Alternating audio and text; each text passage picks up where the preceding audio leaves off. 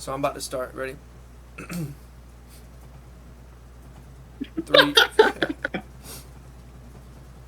We're good. We're good. I swear, we're good. All right. Wipe the tears. We're good. Regain. Good.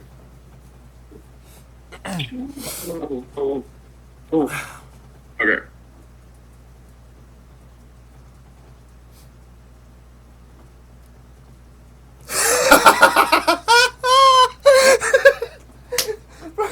Bro looked immediately at the camera.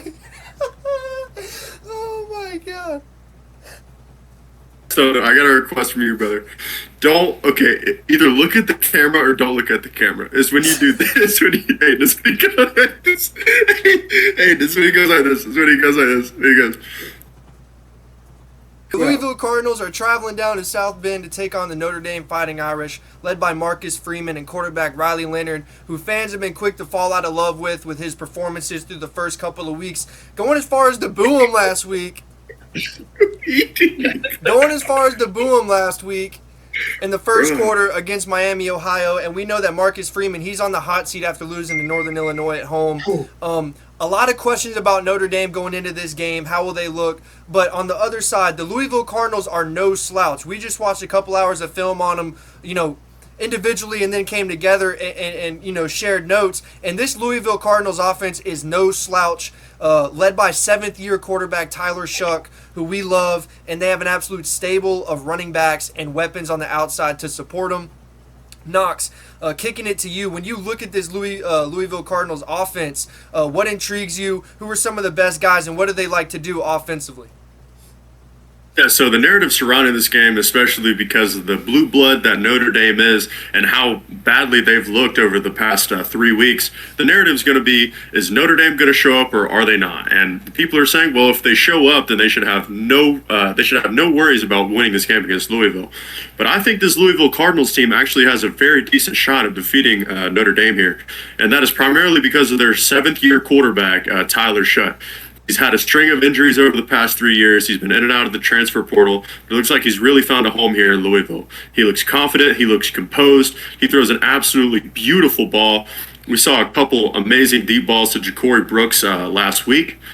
This Louisville Cardinals offense is no joke. They do have some issues running the ball against a solid four-man front, an FBS four-man front, and that's going to be something they're going to have to figure out because this Notre Dame defense is no joke. From top to bottom, big guys to the DBs, they're good. But if Tyler Shutt is composed and he plays like he can, I think the Louisville Cardinals have a very good shot at winning this game. Yeah, Tyler Shuck, a guy that I've liked since I was watching him at Texas Tech, and we talked about it when we were watching film on him. When you're coming from, a Texas Tech style offense, you're going to have to develop in the passing game quick if you want to play. What they do at Texas Tech in the passing game is no joke, and it's evident in his play now at Louisville. Calm, on time, ball is where it needs to be. My only knock on him is sometimes he does hold the ball a little too long, but nonetheless, a great quarterback with the experience in his seventh year, like we talked about. They're stable at running backs. Against Jacksonville State and early in the season, they had a dominating run game. Two freshmen, Isaac Brown and Keon Brown. They run hard as true freshman guys. 5'9", like 185 for Isaac Brown. He's finishing runs, knocking dudes' helmet off. But against Georgia Tech, like you mentioned, when they faced a four-man front, a front seven that was big and tough FBS level, they didn't have as much success in the run game. Stone, when you look at this Notre Dame defense, who, like Knox mentioned, is a physical front seven, big guys up front, big guys in the secondary, how do you think that they're going to match up against the Louisville Cardinals run game? It's going to be interesting to see because they do the four-man front. And they are like a evenly yoked opponent, like we talked about. Jacksonville State, they can kind of tear them out because even though they were a blossoming FCS team now, maybe doing good in Group of Five, that's still an inferior opponent. They probably paid to play those type of games. So that's something you got to always take into account. But what's going to be interesting to see about this game, like Notre Dame, they got some guys, but like no one really stood out. 99, one of their guys in the interior, looking at their roster. He's a graduate student, and he's a hometown kid, and he stood out. He's making some plays, But Notre Dame got torn up against NIU, obviously, big-time upset. NIU is very similar to Louisville in what they do with their run game, transitioning into play-action pass, spreading the ball around to a lot of different personnel, a lot of different players, and then just generally giving different multiple looks. That's what really tore up Notre Dame the first time, and that was an FCS opponent. Yeah. Like one of the, not FCS, I mean Group of Five, excuse me, but one of those perceived not inferior a blue blood school. Yeah, they're not a blue blood school.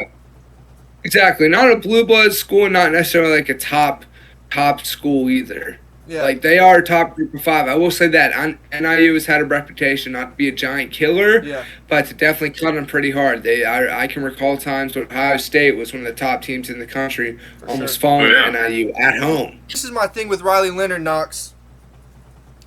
He has not looked comfortable. He's staying on his first and second read. He's trying to force stuff, and the pressure, like I mentioned in the intro, he's getting booed last week, and they cut to him, and his head's down. He's pouting. What is he gonna have to do? And not necessarily even him. What is the offensive coordinator and play caller gonna have to do? Because we saw in the Miami, Ohio game, they were trying to move the pocket, get him on a quick out route, quick and easy throws, get the ball out of his hand, and he was still making inconsistent throws. Now he'll do that, and then he'll throw a perfect fade ball, 40, 50 yards down the field. So as the offensive coordinator, what's the game plan for you as Notre Dame to get Riley Leonard comfortable? So this is not an easy situation if you're an offensive coordinator, because you've been practicing RPOs and options, zone reads all offseason with Riley Leonard. And then in the first couple weeks of the season, he gets knocked around. They drop a game at home to NIU. His confidence is shaken. Like you said, they were booing him in the stadium. He just hasn't been all there mentally because of everything that's going on. So then at the same time, when you have a quarterback who's not quite confident, you're still having him make quick decisions with options and zone reads and RPOs, and he's not making the right decision a lot of the time, as we saw on film. So if I'm an offensive coordinator, first and foremost, I'm running the ball, especially with how we see those Louisville linebackers. They don't flow, they're flat-footed. And that Notre Dame offensive line is no joke, even if they do have 3 true freshmen. They still are very good up front. So I think to get his confidence is, number one, establish the run. Get Notre Dame up on the scoreboard. And then you can have him transition into making quick throws, because this is not just a game for this game. This also needs to be something for the rest of the season if we're talking about Notre Dame. Their ultimate goal is to make the playoff and go to a national championship. That was the talk around them all preseason. Yeah. So I think the number one thing is to build his confidence back and establish the run. Don't make him do anything too complicated. Keep the zone reads and the RPOs to a minimum, and just let him play quarterback. Because as you said, when he's just making off the cuff throws, and he's an amazing athlete. He's got a great arm. He's accurate. That's only when he's not thinking. It's when he's forced to think too much that Notre Dame's offense completely stagnates. So I think Notre Dame just needs to keep it simple if you're on offense. Yeah. 100% correct. When he has the chance to overthink, that's when he's doing too much and he's inaccurate and making the bad decisions. But that you mentioned one thing, Notre Dame has all these freshmen on the line, but the line has not been an issue. And we've seen with teams like Oregon, teams like Georgia and Alabama too, having to patch up O-lines, that O-line play is the most important play out of any position on the field, bar none.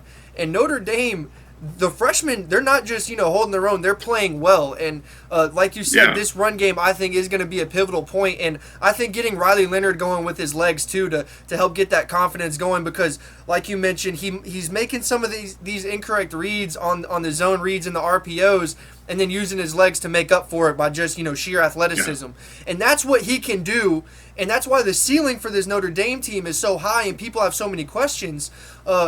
But on the same token, like we were saying, you cannot count out this Louisville team. And I think the recipe for success for both Louisville and Notre Dame is going to be to control the clock. But Louisville's defense is susceptible to explosive plays. They run a lot of man coverage, and we've seen that they were susceptible to fake screens and double moves on the perimeter because of all the aggressive man coverage that they play. Also, Knox, like you mentioned, their linebackers, multiple plays in a row, multiple different occasions will have multiple minuses, multiple misalignments.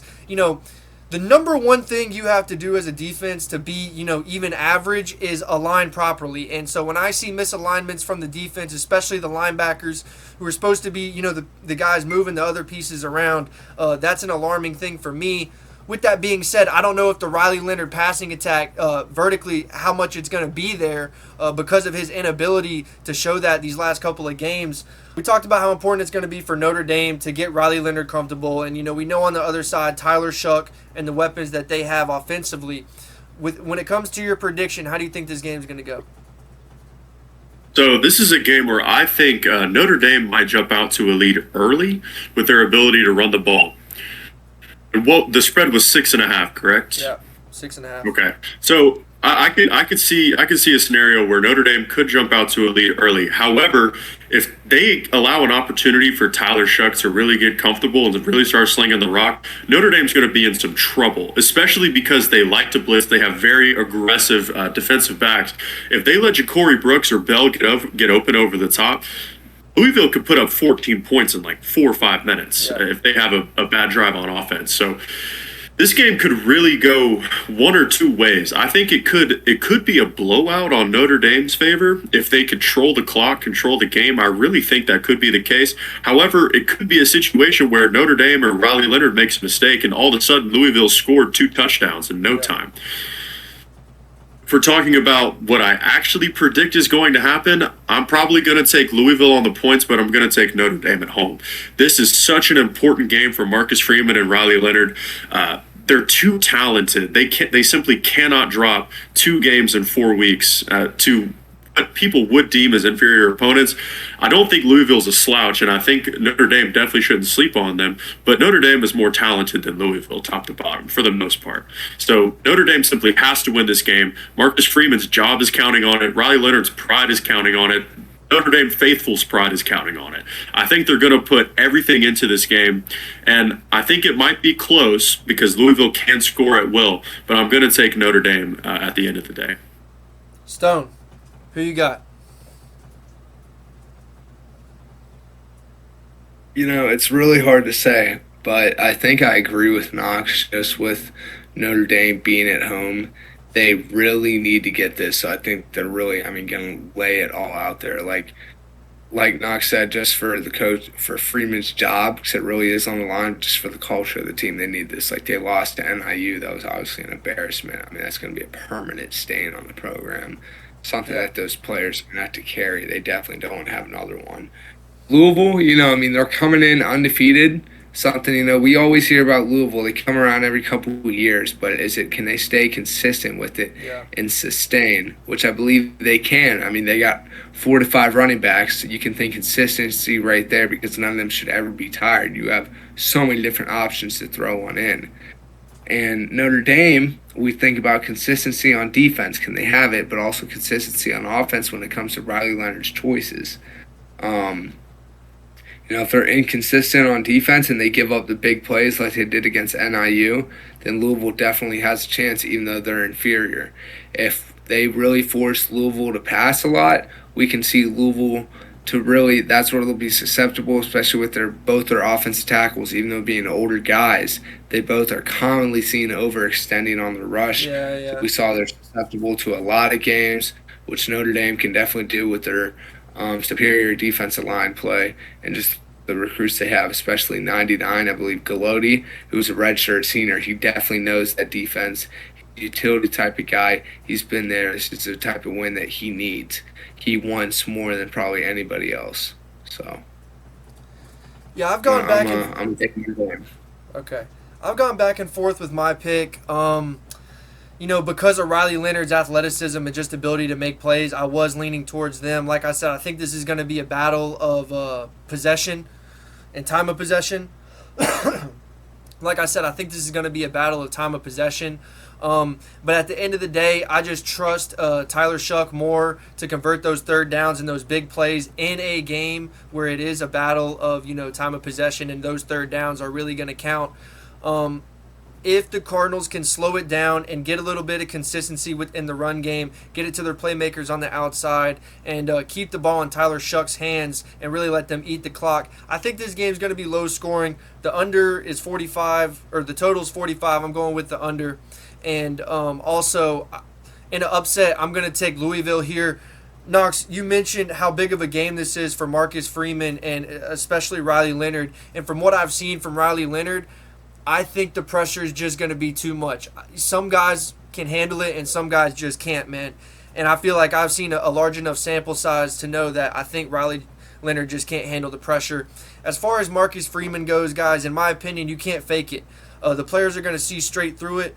Marcus Freeman might know the X's and O's and he might say the right thing at the press conference, but I just don't think he's the guy that Notre Dame needs to take them to the next level or even keep them at the level that they're at currently. So with that being said, in an upset with Tyler Shuck in his 7th year, and I really think that run game is going to play a factor against Notre Dame. We saw that it didn't look too great against Georgia Tech, but I just think with 51, their right guard Collins, like their O-line is aggressive, and that was the first time they had seen a 4-down front that so far this season.